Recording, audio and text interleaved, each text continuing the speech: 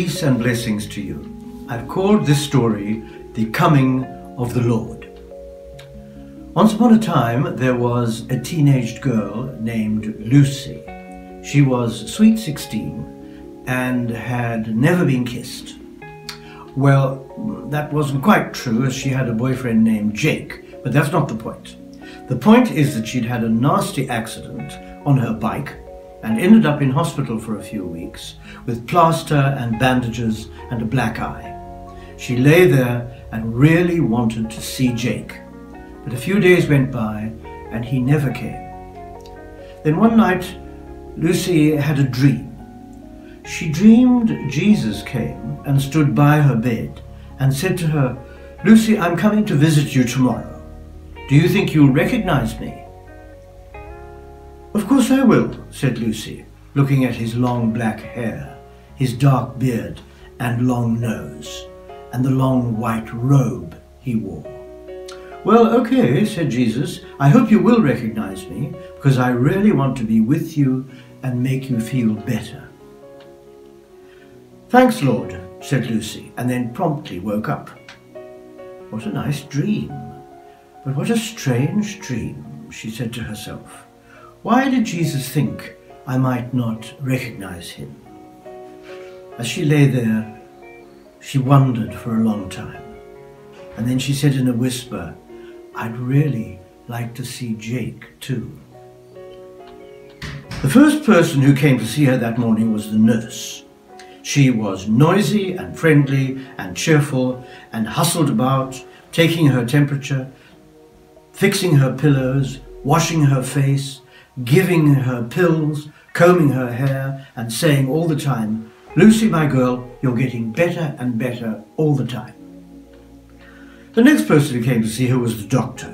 He looked at her bandages and made her wiggle her fingers and toes and listened to her chest and held up her x-rays to the light, saying, "Dear, oh dear, oh dear, but my girl, we are going to get you better."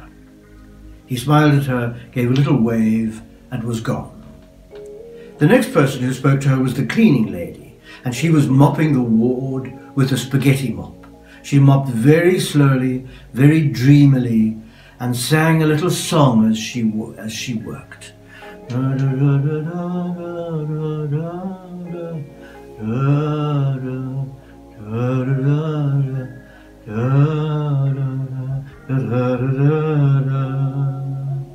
She mopped all round Lucy's bed and under it and behind it, and then stopped and looked at her and said, "How, Nkosiam? I'm so sorry for you, my child. Sorry. When you get better. Ish. Get better. Much better, my child." And then she went on mopping. Then a young man from the hospital kitchen brought her breakfast. It was porridge. She hated porridge, but she was hungry. She couldn't hold the spoon herself, so he patiently fed her, spoon by spoon. He said, "I hate porridge too." He wiped her mouth and fluffed up her pillows and told her about being on night shift and how sleepy he got. As he left her, he grinned and said, "You look better today than yesterday. It's my porridge, you know." Nice guy, she thought. But I wish it was Jake. And then she slept. And then much later it was visiting time. There was a knock at the door.